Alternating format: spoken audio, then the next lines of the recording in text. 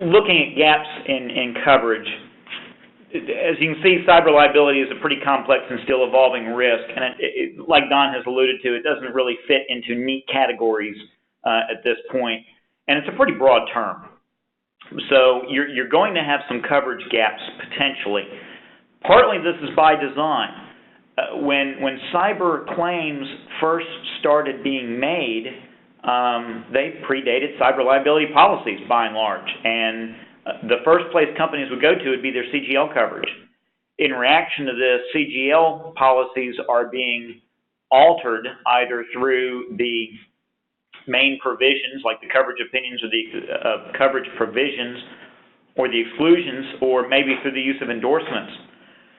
But carriers are largely trying to carve completely out of CGL coverage any sort of cyber claim and shift that to entirely different products.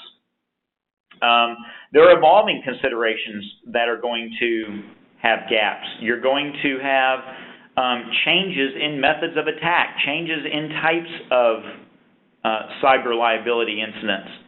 The quantification of risks is changing. Like I mentioned earlier, there are some changes in what some of these data breaches are, what it costs to remediate and recover from them.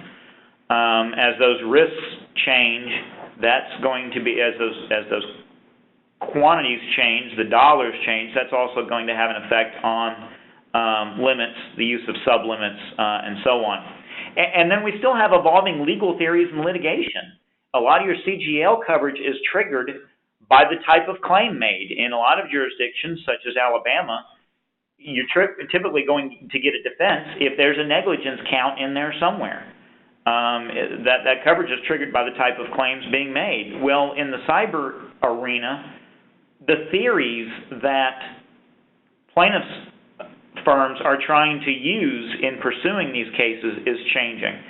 So that's going to keep the way these policies are written in some amount of flux as well. Now, insuring against all possible losses is either not practical from a coverage standpoint or not economically feasible. I guess theoretically you can insure against just about anything if you will pay the premium, but obviously you're going to get to your limit at some point as far as what you can afford, what your company can afford. This discussion is obviously pretty fact-specific.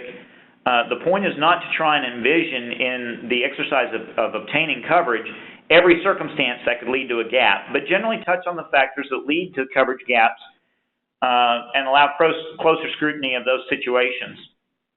Now, not surprisingly, now that we've covered, we've examined the various occurrences and losses that can result, there's a lot of circumstances that can attend them that can affect the coverage you need or that's going to be applicable to your situation.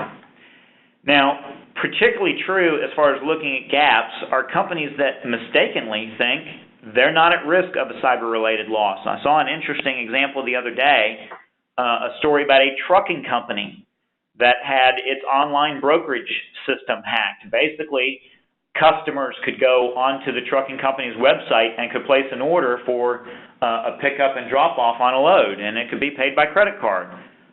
Well, that meant the company had credit card information of customers.